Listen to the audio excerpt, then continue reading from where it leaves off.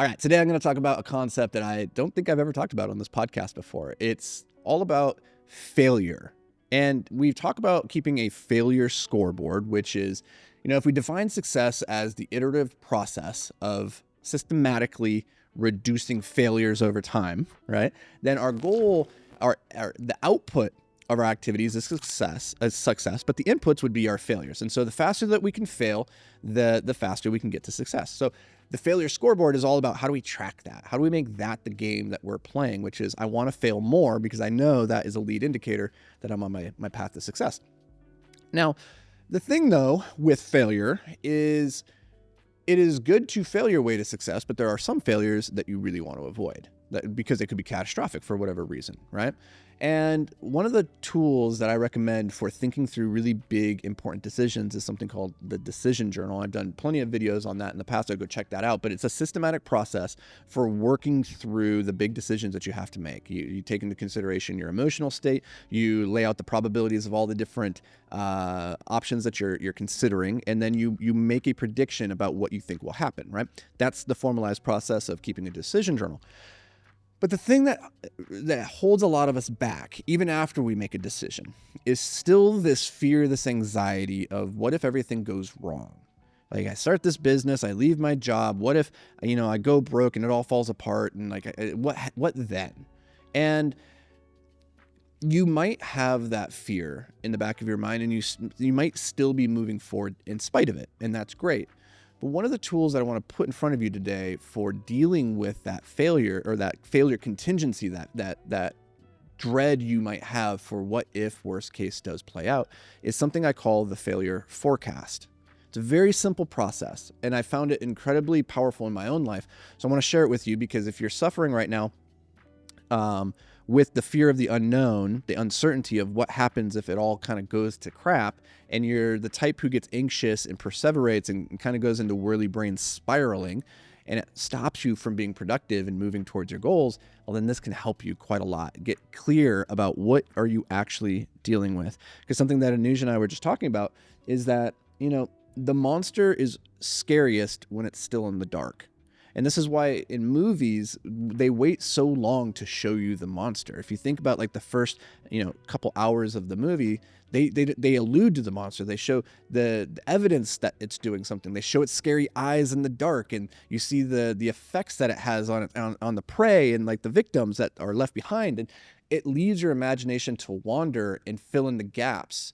And the monster in your mind is far scarier than in reality. And that's why as soon as you see the monster, now that you can see what you're dealing with, yeah, it might still be scary, but it's less scary than the monster that was in the dark because it was still filled with so many unknowns. You didn't know what you were dealing with, right?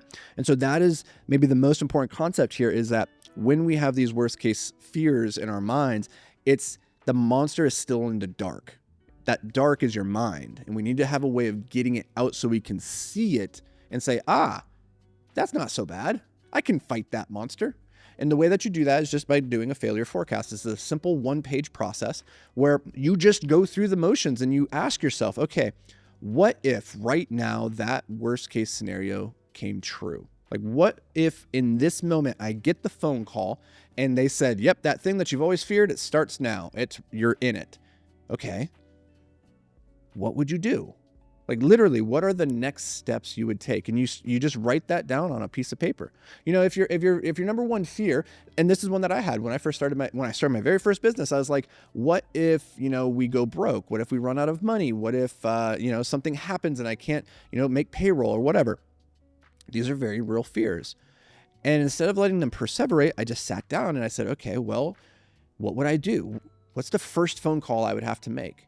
What's the first conversation? And then what would I do? And then what would I do? And you go step by step by step by step, and you just lay out a plan. And it doesn't have to be a perfect plan because this is not a real situation, a real scenario that's actually occurred. But what you're doing is you're putting on the paper in a very real, tangible way, hey, I have a plan. I have something that I can fall back onto. And just having that in your back pocket alleviates a lot of the stress that your mind might be manufacturing artificially. And I have found that to be very, very powerful. And then you can come back to it in the future. right? Because it might just be, oh, that was a good failure forecast for today. But maybe in 6 months, the failure that's like starting to rise up into your mind is slightly different. And you got to go create a new one. But you can go back and you can see the previous one. Or what if you actually do find yourself in that worst case scenario? You can go back to the plan and be like, oh yeah, I have a plan here. This is great, right? So in all contingencies, planning for worst case scenario, planning for what happens when it all falls apart is actually a really good exercise. And I recommend this to new entrepreneurs before they get into business, specifically with a partner, right? Like think about how you're going to get out of that relationship before you go in. Assume that it's all going to end really badly. Then what are you going to do? And you want to go into the game and go into the decision that you're making with that mindset. And you pray it never happens, but you're prepared in case it does. And that's what we want to do when it comes to thinking about worst case scenario. We don't want it just to gain power and strength in the darkness of our minds. We want to bring that monster into the light. We want to see it. We want to cast our vision on it and say, I see you for what you are. I have a plan for dealing with you, and you're not that scary. And I promise, life is scary enough and hard enough on its own without you manufacturing monsters in your mind. So get it on the paper with the failure forecast. I promise it will help you, and I'll see you guys in the next video.